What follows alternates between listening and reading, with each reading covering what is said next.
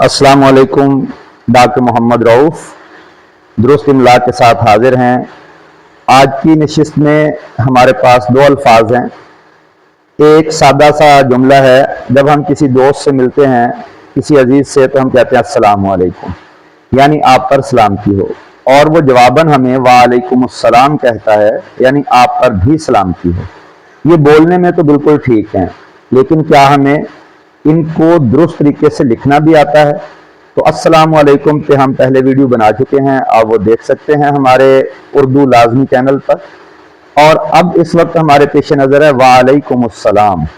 तो ये जो पहला लिखा गया वालेकुम अस्सलाम है, ये गलत है, इसका इमला दुरुस्त नहीं है, क्योंकि इसमें वाव के बाद अलिफ का इस्तेमाल किया गया है और ये इमला के एतबार से दुरुस्त नहीं है। वा अलई नहीं है, वा अलैकुमुस्सलाम है।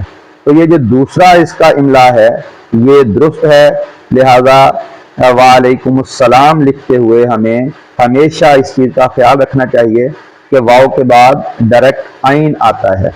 और दूसरी बात है अस्सलाम, तो इसमें भी अलिफ के बाद लाम जरूर लिखें, क्योंकि बहुत से लोग लाम इस्तेमाल नहीं करते, जिससे वालेकुम इस्लाम बन जाता है, जो कि इसका दुरुस्त इमला नहीं है, ना दुरुस्त लफ्ज़ है। दूसरा लफ्ज़ हमारे पास इस वक्त है मुंह।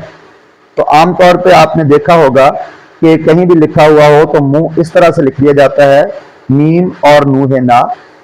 ये अरबी ज़बान का लफ्ज़ मिन हो तो हो सकता है, या उर्दू में मिना तो हो सकता है, लेकिन ये मुंह नहीं है, गलतुल आम हो गया और सब लोग इसी तरह से इसको लिख रहे हैं, लेकिन इसका ये इमला गलत है।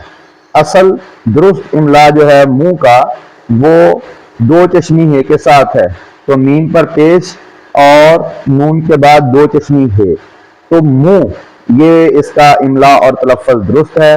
अगर आपको हमारी ये वीडियो पसंद आई हो तो इसे लाइक भी करें, शेयर करें और हमारे चैनल उर्दू लाज़मी को सब्सक्राइब जरूर करें। बहुत शुक्रिया।